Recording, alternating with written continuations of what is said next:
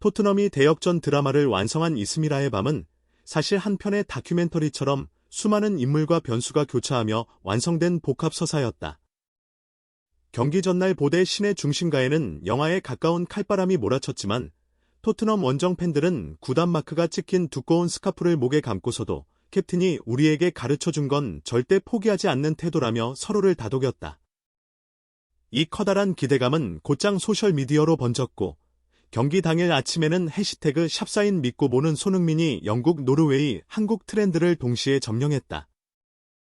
팬들은 거리를 활보하며 즉석 인터뷰를 요청하는 현지, 방송 카메라 앞에서 오늘 밤 토트넘과 함께 나도 악명 높은 인조잔디를 이겨낼 것이라는 다소 과장된 포부를 외쳤다. 이렇게 만들어진 팬서사는 TV 중계 초반에 그대로 삽입돼 시청자에게 긴장과 기대로 뒤섞인 현장 분위기를 생생히 체감하게 했다. 경기장 안으로 발을 들여놓는 순간 오로라를 닮은 녹회색 인조잔디가 관중의 시선을 단숨에 낚아챘다. 카메라가 잔디 표면을 타이트하게 잡자 게스트 해설은 그라운드, 자연 잔디처럼 보이지만 실제로는 눈 결정과 비로 눅눅해진 고무칩이 섞여 있어 볼의 궤적을 미세하게 바꾼다고 속삭이듯 설명했다. 슬로모션 리플레이로 비치는 잔디결 한 올 한 올이 화면에서 울퉁불퉁한 질감을 드러내자 안방 시청자들의 댓글창은 잔디도 적이네 이 환경에서 실수 안 하면 그게 이상기라는 말로 들끓었다. 이처럼 현장 특유의 위험 요소를 시각적 청각적으로 강조해두면 이후 볼 터치 미스가 나올 때마다 관객은 그 장면을 단순 실수보다 극한 생존기로 받아들이게 된다. 작은 실수마저 클라이맥스처럼 느껴지도록 디테일을 심어둔 덕분에 시청자는 리모컨을 내려놓고 화면에 고개를 더 가까이 들이밀게 된다. 경기 초반 히샬리송이 날린 첫 발트라이는 그 자체로 하나의 훅이었다. 땅에 붙을 듯 스르륵 깎여 나간 볼이 포스트를 썩 스치고 나가자 중계 카메라는 곧바로 히샬리송의 굳은 표정과 포스트 너머 관중석에서 머리를 감싸지는 토트넘 팬의 리액션을 교차 편집했다. 이 짧은 컷백은 시청자 마음속에나 오늘 이 경기는 아무도 결과를 장담 못해라는 불안과 기대를 동시에 심는다. 그리고 그 예감은 몇 분 뒤 현실이 되었다.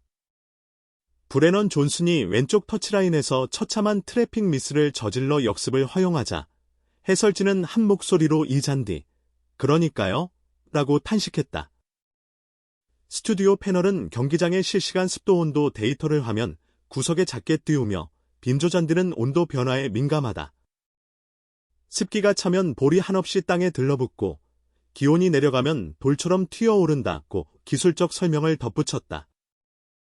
말 그대로 데이터형 스릴러로 분위기를 전환한 셈인데 이런 과학적 디테일은 시청자에게 경기 몰입을 돕는 동시에 저건 핑계가 아니라 팩트라는 설득 효과를 준다. 전반 32분 브레넌 존슨의 태클 사건은 기가 막힌 클리프행어로 기능했다. 발 판독 대기 시간의 카메라는 존슨의 발목 근처를 5배 줌으로 확대했고 관중석 전광판이라고 뜨자마자 현장 소음이 97데시벨을 찍었다는 수치를 자막으로 띄웠다. 자막 하나가 곧바로 공포심을 자극한 셈이다. 시청자는 자연스럽게 퇴장일까, 경고일까를 스스로 점치며 화면에 더 집중했다. 그리고 옐로카드가 확정되는 순간 해설에 숨 넘어가는 듯한 안도감 섞인 외마디 살았다. 돌발의 해소감과 함께 내리에 각인된다. 긴장이 단숨에 풀리면 오히려 시청자는 후반전에 대한 궁금증이 증폭돼 눈을 떼기 어렵다. 하프타임에 중계진이 보여준 라커룸 내부 스틸컷도 빼놓을 수 없다. 감독이 칠판 한가운데 굵은 글씨로를 적어놓은 장면은 사실상 후반전의 핵심 복선을 던진다. 혼돈을 제어하라는 주문이 과연 현실에서 먹힐까? 이 질문이 해소되기 전까지 시청자는 채널을 돌리기 힘들어지기 마련이다. 실제로 후반 10분, 상대 골키퍼의 펀칭 실수를 놓치지 않고 솔랑케가 선제골을 꽂아 넣자 해설은 반박자 늦게 혼돈이 우리 쪽으로 기울었다고 환호했다. 여기서 중요한 건 골 과정보다 그 직전, 로메로가 발끝으로 공을 한 번 더 긁어 상대 수비 타이밍을 뒤틀어 놓은 미세 동작을 슬로모션으로 집요하게 반복해 보여준 편집이다. 작은 퍼스트 터치 속에 담긴 질식 수비 탈출 기법을 강조하면서 해설은 로메로의 0.3초가 팀을 살렸다는 어구로 시청자의 박수를 끌어냈다.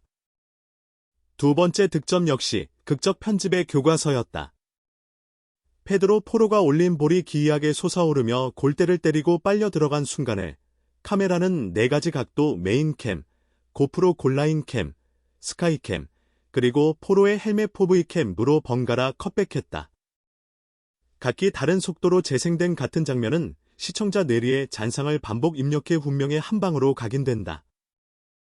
현장 해설진이 비골, 슈신가 크로스인가를 두고 유치하게 설전을 벌이는 동안 스튜디오 패널은 선수 트래킹 데이터를 호출해 포로의 시선 방향 발목 회전각 공과 지면 충돌 각도를 도표로 보여줬고 결국 크로스 80%, 슛 20%라는 가상의 확률을 산출했다.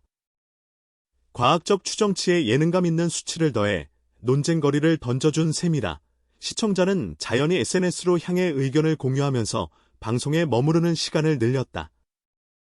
경기 종료 후 현장 중계 카메라는 곧장 터널로 이동해 교체 명단 막내 해리스가 포효하는 모습을 포착했다. 캡틴, 이 정도면 됐지. 결승에서 봐요. 라는 한마디가 마이크를 타고 전 세계에 울려 퍼지는 순간 중계 화면은 즉시 재활실의 손흥민 모습을 인서트 컷으로 삽입했다. 러닝머신 위 헐떡이는 손흥민과 터널에서 주먹을 불끈 쥔 해리스가 딱 2초간 화면을 분할해 동시에 등장하자 보는 이들은 본능적으로 여정은 아직 끝나지 않았다는 메시지를 감지한다. 그 직후 손흥민이 SNS에 게재한 12초 셀피 영상이 빠르게 오버랩되면서 중계는 시청자에게 결승전이라는 다음 챕터를 예고했다. 이는 스토리텔링에서 열린 결말 대신 다음 회 프리뷰를 곧바로 슬쩍 보여주는 효과를 낳아 시청자가 후속 콘텐츠를 기다리게 만드는 강력한 끌개가 된다. 의료진이 발표한 풀트레이닝 D-12와 결승까지 남은 19일이라는 숫자는 언론사들이 경쟁적으로 손흥민 복귀 지도를 제작하는 소재로 변모했다. 일부 방송은 3D 애니메이션으로 손흥민의 발목 근육 섬유를 확대해 끈적끈적한 재생 과정을 보여주며 지금 이 순간에도 뼈와 인대가 서서히 맞물리고 있다는 의학적 해설을 곁들였다.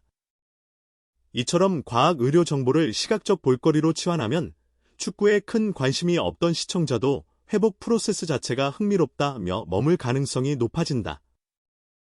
동시에 결국 결승전 당일 손흥민이 터널 끝에서 스포트라이트를 받을 수 있을까라는 물음이 서서히 시청자의 머릿속을 점령해 다음 특정 날짜까지 지속적인 관심을 담보한다.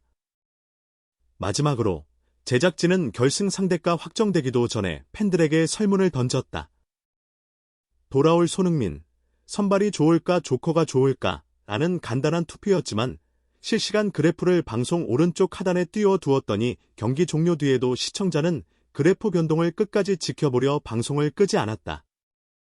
종료 후 풋볼 매거진 로고가 뜰 때까지 채널 이탈을 막은 결정적 장치였고 자잘한 상호작용이야말로 현대 스포츠 중계에서 평균 시청 시간을 늘리는 핵심이라는 사실을 증명했다.